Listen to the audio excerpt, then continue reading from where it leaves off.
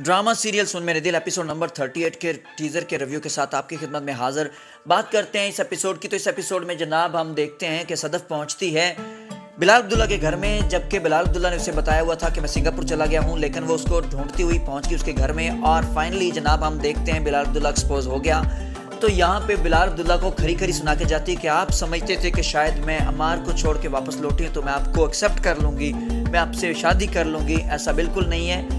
एक बार फिर खरी खरी सुना के चली जाती है और अमार की तरफ लौट जाती है। वहाँ जाके अमार के साथ अब हंसना खेलना शुरू कर देती है। अजीब सा करैक्टर यहाँ पे इसका बनाया गया, लोगों की बातों में आना बहुत ज़्यादा। चलें जी, मोहब्बत तो बेचारी कर रही थी, अब बिलाल अब्दुल्ला के बारे में फीलिंग्स बना रही थी पिछली 2-3 एपिसोड्स के अंदर, लेकिन जब से उसको तलाक हुई थी। लेकिन एक बार फिर अब बिलाल अब्दुल्ला ने उसके लिए जो एक खेल बनाया था, एक जो प्लान घड़ा था, वो बिल्कुल कामयाब हुआ।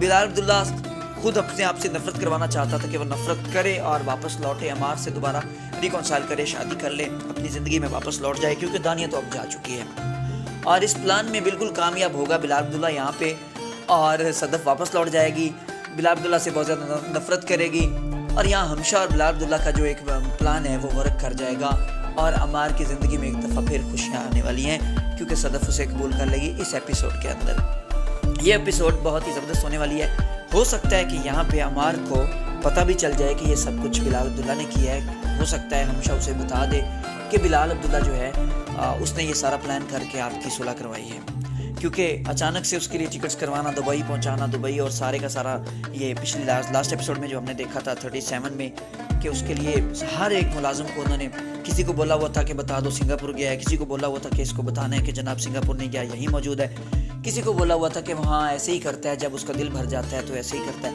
मतलब उसके लिए ऐसे ऐसे डायलॉग्स खड़े हुए थे कि जो सदफ के जहन को दूर कर दें। तो सदफ का जहन दूर हो चुका, अमार की तरफ वापसी कर ली है और ये सारे कामयाब हो गए हैं। अब इनकी सुलह हो जाएगी।